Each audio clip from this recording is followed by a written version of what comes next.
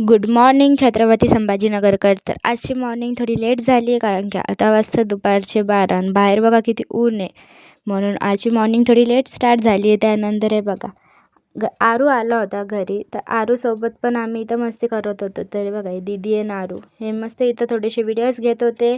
त्याला पण फोटो काढायचं होतं म्हणून त्यासोबत मस्ती करत होते. आणि त्यानंतर हे बघा मी आणि आरू मस्त कूलरसमोर बसून खेळत होतो.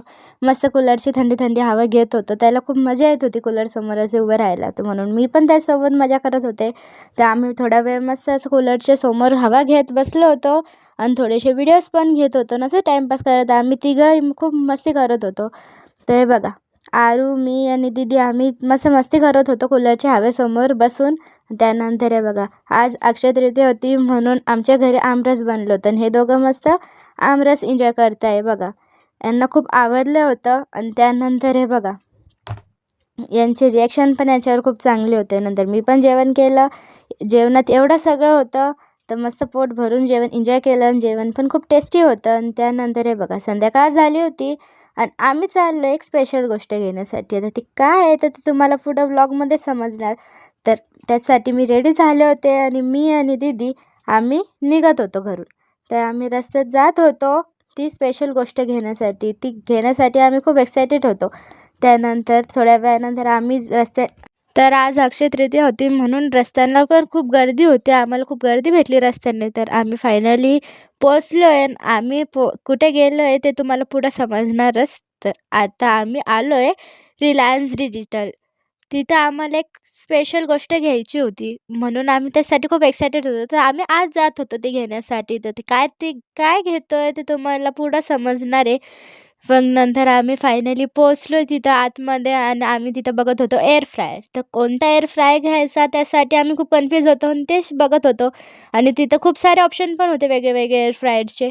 त्यानंतर हे बघा दीदी तिथं बघत होती कोणतं चांगलं आहे काय म्हणून, त्याचे फीचर्स वगैरे ते सगळे बघत होतं. पण आज अक्षय तृतीया होती म्हणून खूप गर्दी होती म्हणून तिकडं कोणी तिथं आम्हाला सरळ दाखवत नव्हतं. म्हणून नाही बघा नंतर आम्ही AC पण बघत होतो.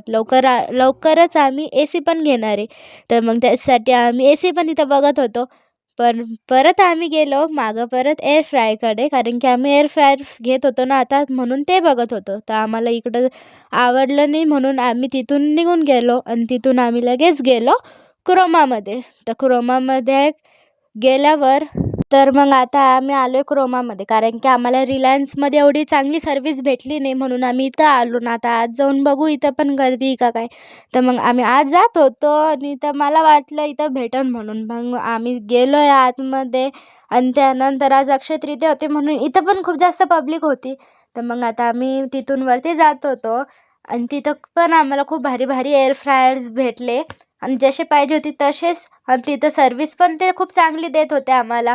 सगळे फीचर्स वगैरे सगळं समजून सांगत होते. सगळं चांगलं होतं म्हणून आम्हाला इकडचं फायनली पूर्ण सगळं चांगलं वाटलं आणि आम्ही हे वाले एअर फ्रायर घेतलं आहे.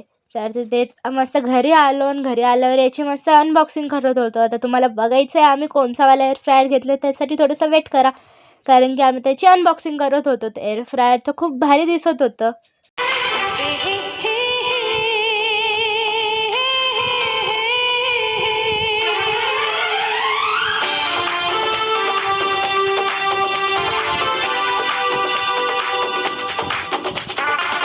हे बघा आम्ही एअर फ्रायरची पूजा करत होतो कारण की आज अक्षय तृतीया होती म्हणून आता घरी कोणती पण नवीन वस्तू आणली त्याची पूजा करावी लागते कारण की आपल्या महाराष्ट्रामध्ये आपण करतोच म्हणून. त्यानंतर हे बघा आम्हाला खूप आवडले, आमची पूजा पण झालेली आहे. याच्यात काय काय बनवून ते तुम्हाला पुढे व्लॉगमध्ये समजणार. तर आजचा व्लॉग मी इथंच एंड करते. व्हिडिओ आवडला असेल चॅनलला सबस्क्राईब करा, व्हिडिओला लाईक करा. बाय.